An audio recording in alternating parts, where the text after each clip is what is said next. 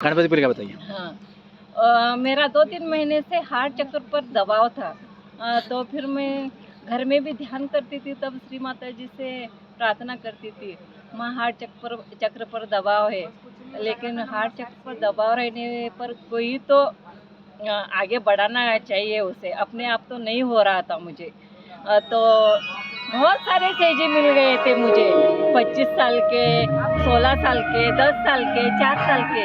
लेकिन उनके आगे तो मैंने नहीं कहा कि मेरा हार्ट चक्र पकड़ रहा है या बैक साइड। तो तब क्या ऐसे ही ध्यान करने लगी। पूजा अगले दिन थी, पहले दिन तीसरे दिन सेमिनार था, बैठी थी पूजा में श्री माँ के सामने दोनों हाथ करके।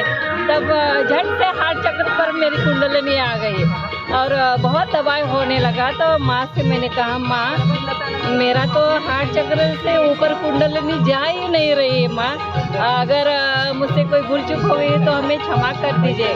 तो झट से एक दीदी का ख्याल आ गया मुझे कि पंढरपुर में श्री माता जी के सेमिनार पर वो नाचती गाती बहुत मग्न थी वो। तो दीदी ध्यान आने पर मैंने कहा कि वो बहुत दिनों से सहज योगा कर रही होगी और उनका एक्सपीरियंस भी ज़्यादा होगा, इसलिए वो इतने मग्न थे। तो मैंने थोड़ा सा पीछे देखा तो वही दीदी बैठी है वहाँ।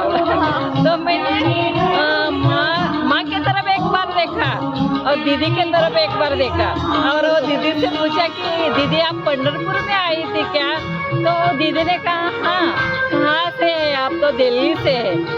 तो कितने साल हो गए आप सहज योगा कर रहे हैं? तो उन्होंने कहा कि मैं 15 साल हो गए। दीदी मेरा हार्ट चक्र पकड़ रहा है, आप इसे ऊपर ले जाइए। तो उन्होंने झट से पीठ पर हाथ रखा और कुंडलिनी माँ को ऊपर उठाने शुरू कर दिया। तो मैंने ध्यान में मग्न हो गई, सहस्त्रार पर मैंने चित्त दिया।